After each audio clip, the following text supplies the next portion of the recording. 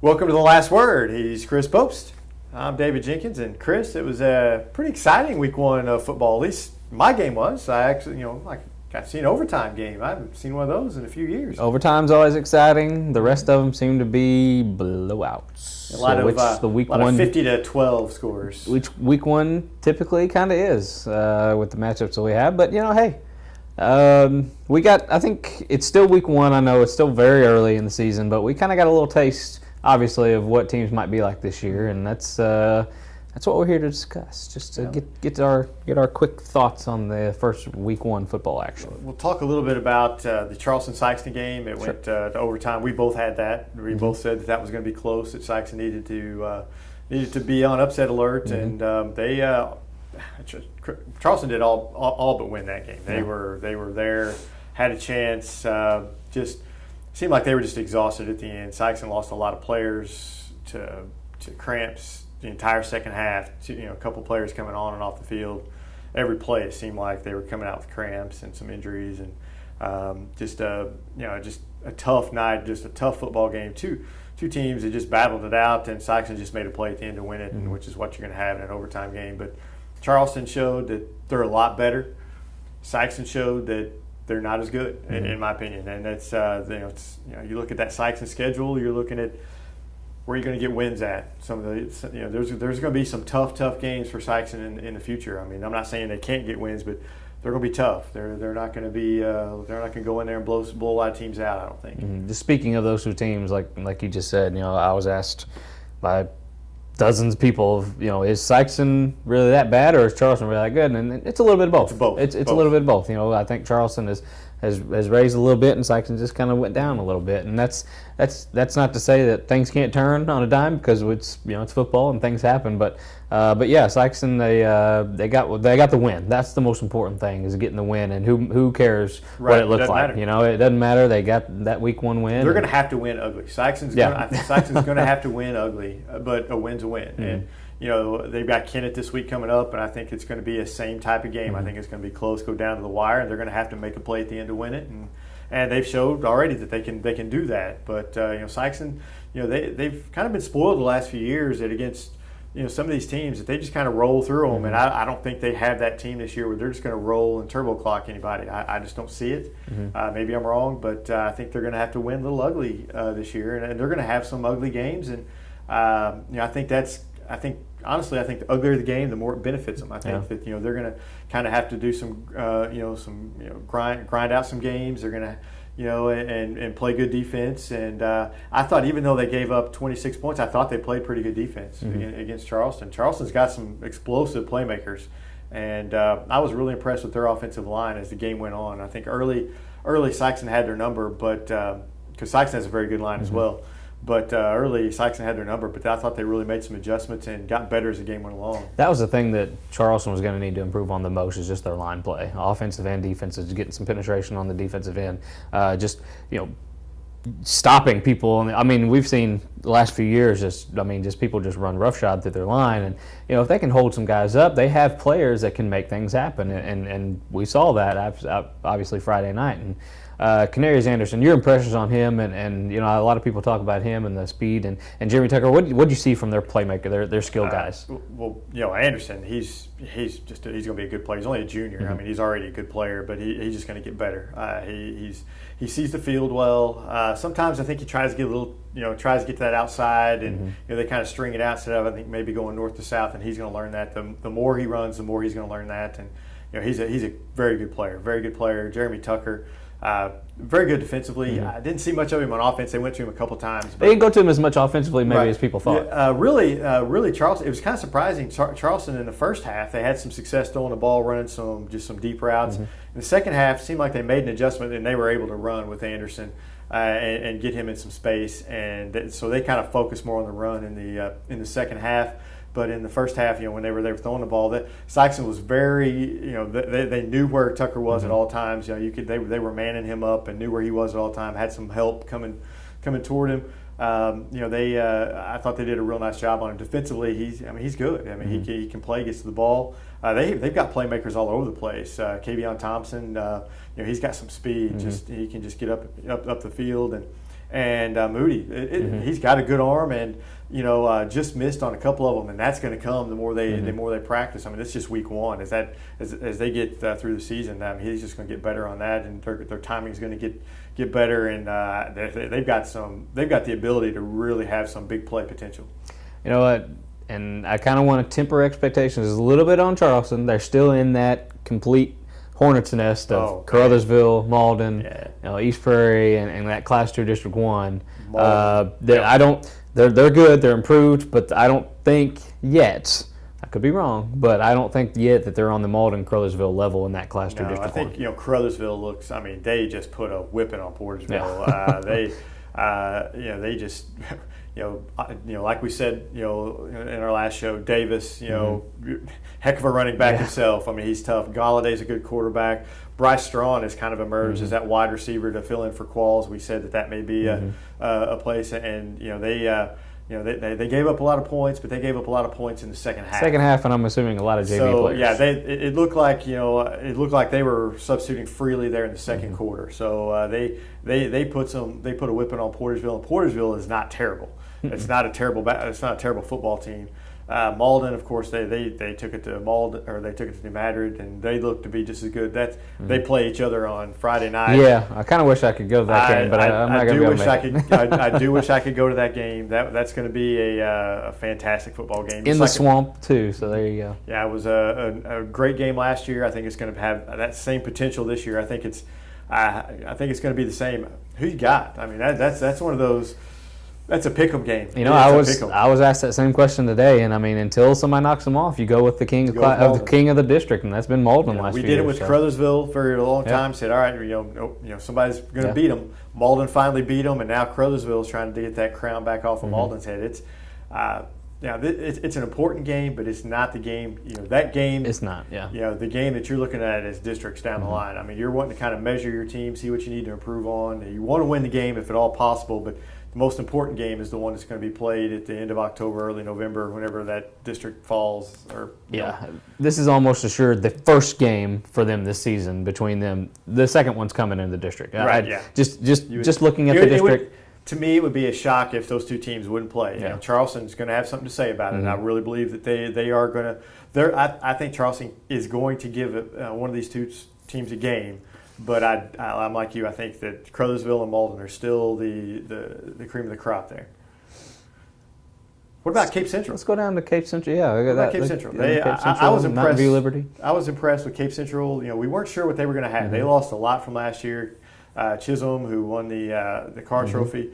You lose somebody like that, and they lost quite a few other playmakers. You did have Harris coming back, but they lost a lot of players off last year's team. You weren't sure what they were going to have, and they actually showed that they may be better than last year. Because Mountain View Liberties, they returned a lot from last year, and they beat Cape Central last year. Now Cape Central responded and beat them at home, a couple of touchdowns, and put up 41 points, if I'm not mistaken. And that's that's an eye opener for me.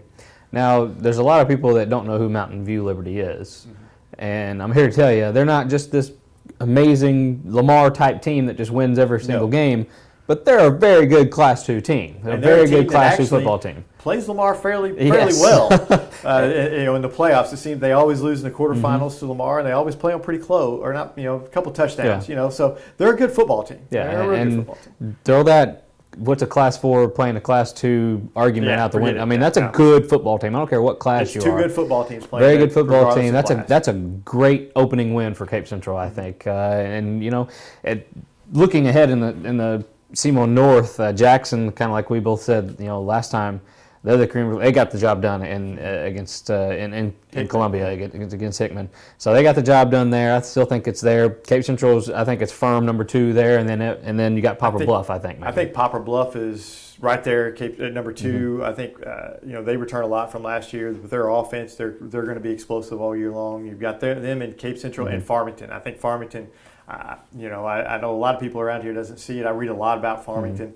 Just to kind of keep up with them, and they look like they're running a different type of offense, an offense that's not run a lot around here. It's going to be tough to defend and to game plan for, and it seems like all those SEMO North games are all in like a 4-week span. Everybody's playing each other in just a couple of weeks, and that's going to make it really tough to game plan for a team that's kind of running something a little different. And I tell you what, it's going to be tough getting wins at SEMO North. Even for Jackson. I think Jackson obviously is the number one, but it's going to be tough. I mean, every game is going to be tough at SEMO North, I think. Yeah, the Poplar Bluff game came down to the wire last year, if I'm not mistaken, in a high-scoring affair. The Cape Jackson game, like we said, is always fun. And, Farmington, they're always a tough out, too, it seems and it's like. that's a tough place to play. You know, everybody's driving up there. It's a longer drive than what they're used to. That's a tough place to play. So all those games are going to be, I think, close, fun, and it's going to be interesting to see what happens with all those. Mm-hmm. I got to see the East Prairie Kelly game Friday, and I got to tell you what, I was impressed with the improvement of Kelly. I've saw them a few games the last few years, and they've had that 15-game losing streak, that awful winless season where they only scored 13 points last year, and they got 12 in one game. So they almost equaled it in one game. If that's an improvement, if anything's an improvement, I'd say that's an improvement. And that first drive, everybody was excited. They scored on that first drive, and even I thought, I was like, okay, well, Kelly, they got something cooking here, and then they handed the ball to the other guys. Yeah, then they had to kick off these. They just can't. They just don't have. It's kind of like a Portersville situation. They just can't stop anybody, and that's obviously something that needs to be addressed. And I believe it is, but it's just that's the improvement in the defense wasn't as much as in the offense, because offensively, in games past they shot themselves in the foot, they fumbled the ball, they couldn't get the snap off, the line blew up something. Mm-hmm. But now, I mean, they sustained drive, they just couldn't finish them, and I think they're going to finish more this Friday. I think they're going to finish more this Friday. They play Crystal City, who Chaffee just demolished, and then even last year, Kelly lost 7-0 to Crystal City, and that team. And so you're predicting a win over I'm Crystal predicting. City. You're saying that the losing streak will be over after this Friday night, which we all want. Yes. We are all rooting. Crystal City doesn't want it, but us around here, we want Kelly. We all want Kelly to win, and I hope you're right. I've not seen Kelly the last couple of years. Mm-hmm. I've not been to one of their games. I certainly haven't seen Crystal City since they played Crothersville like 10 years ago in the playoffs. So I have no basis on anything for them. So I'm gonna have to go to your expertise. No, it's not expertise.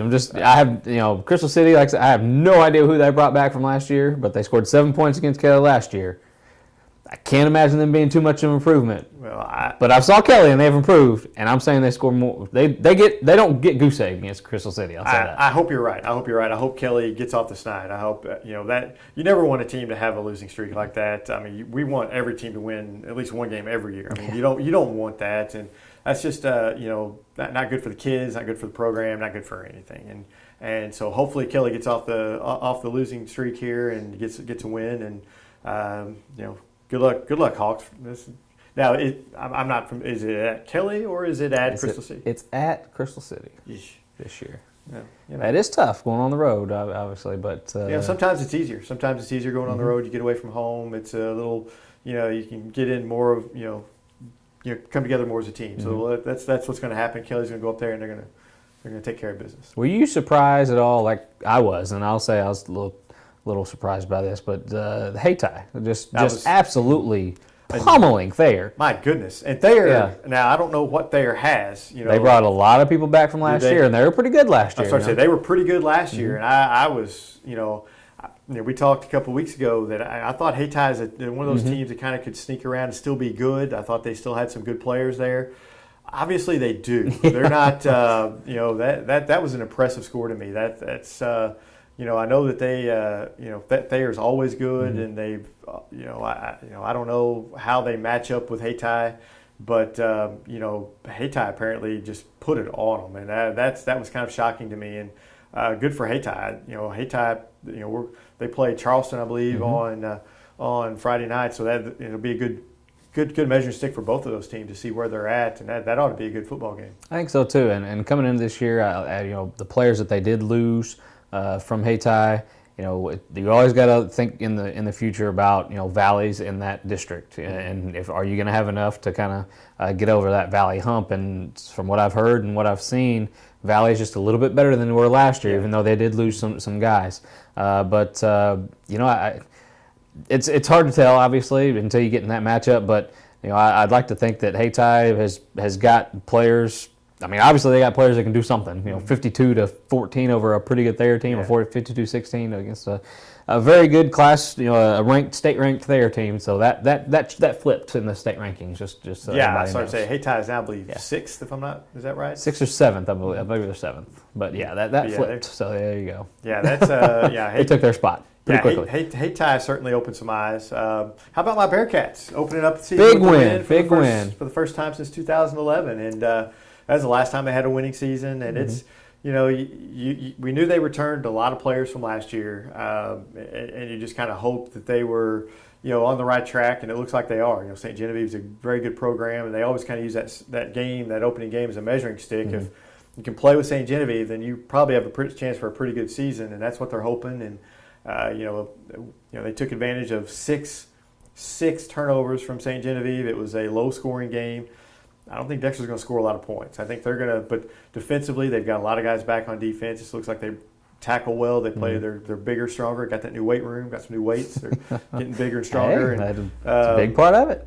So it's optimism in Dexter. They got a tough game Friday night against Poplar Bluff, and you look at that, and probably Poplar Bluff is the favorite there, but Dexter, they get 5-6 wins. That's a successful season and a program on the rise there. A big win for Dexter to open the week. I'm gonna take the wait and see approach. I'm gonna see what they do against Poplar Bluff, some of our local teams. Because we don't see St. Gen a lot. I'm gonna use the wait and see approach with Dexter. I'm not. That's my approach right now for them. Well, I mean, you look at their schedule. They've got their schedule's not easy. It's brutal. It really is. It's not easy. But they've got some games. They played Malden really close last year. That was kind of an eye opener at the end of last season.